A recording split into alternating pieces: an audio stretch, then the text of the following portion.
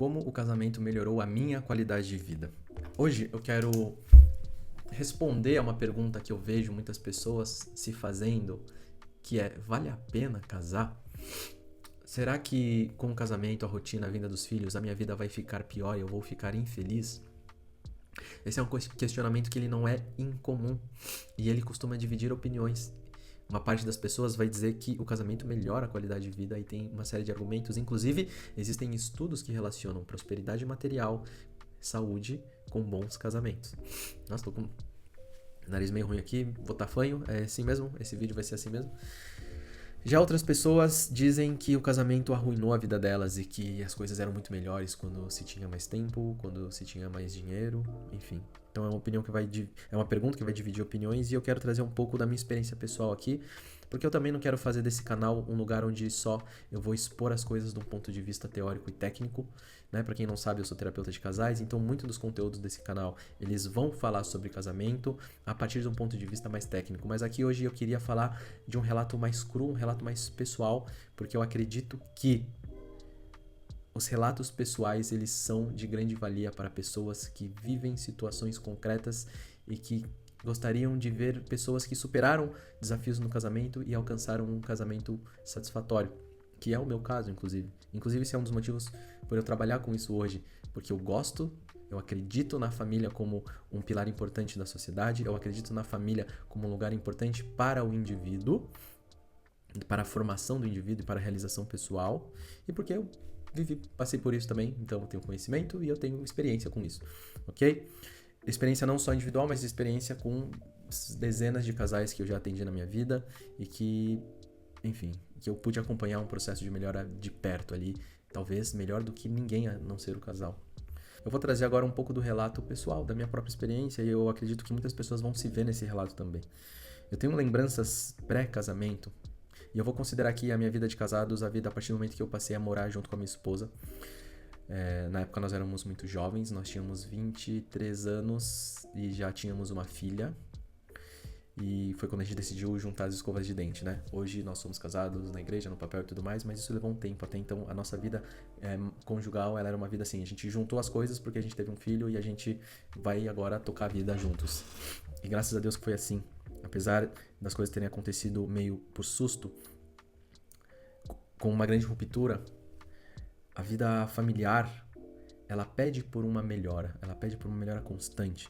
Naquele momento, em um determinado momento, eu me vi responsável por uma casa, responsável por uma mulher, responsável por um neném. E aquela vida que eu vivia antes do casamento, uma vida saindo bastante, uma vida bebendo bastante, fumando bastante, ela não seria compatível com a nova circunstância. Então, naturalmente, houve um chamado para uma melhora naquele momento. Que se eu quisesse tocar aquela vida familiar, eu teria que mudar. Né? E eu tô falando assim, que houve um chamado da vida, é um chamado de milhares de pessoas, esse chamado da vida familiar. E a gente pode olhar para esse chamado de uma forma muito positiva. Inclusive, eu gostaria de recomendar um vídeo nesse canal que fala sobre a vocação. E eu vou deixar aqui para você acessar, que vai se complementar esse vídeo aqui, mas fica até esse vídeo, depois você vê. Salva aí para você ver depois.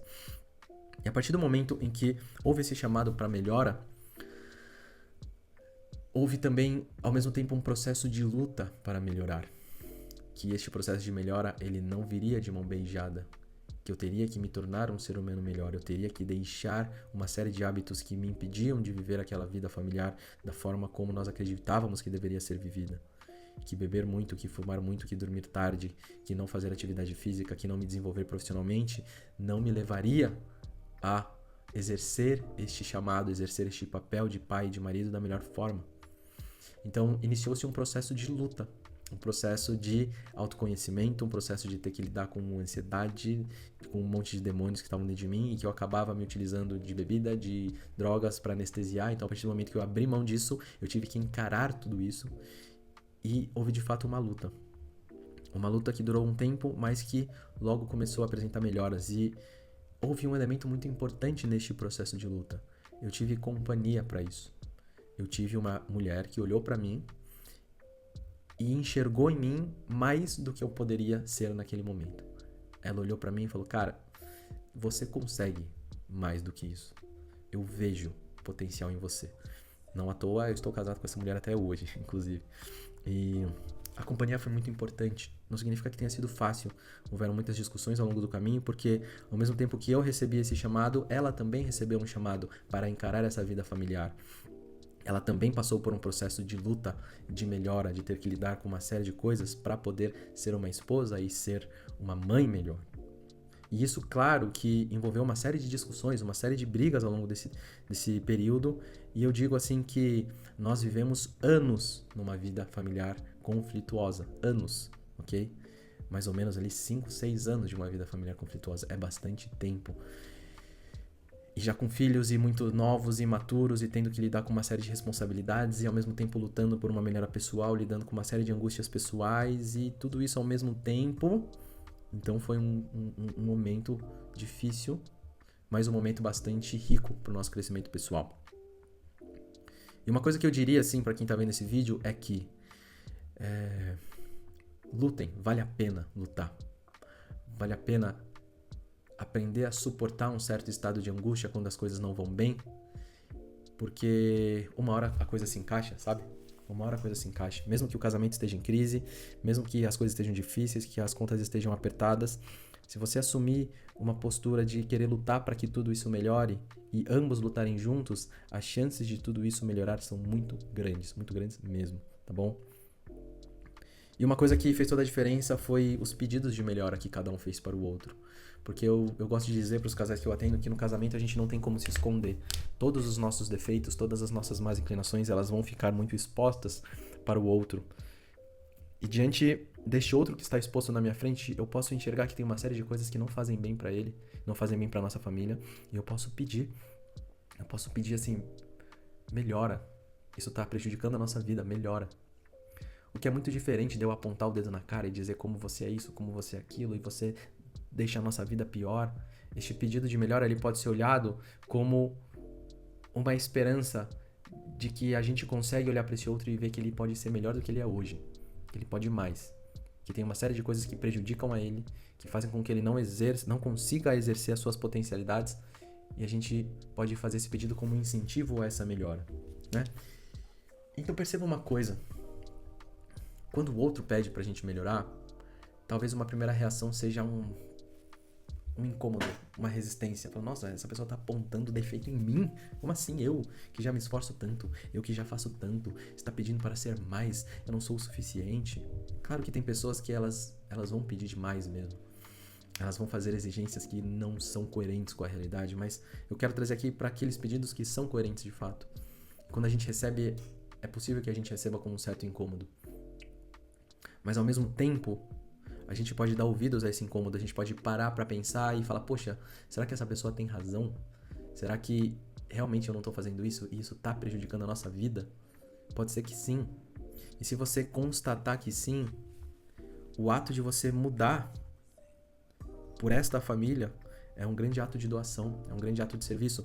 E essa postura de doação e serviço é um dos pilares centrais dentro da construção de um casamento, de uma vida familiar.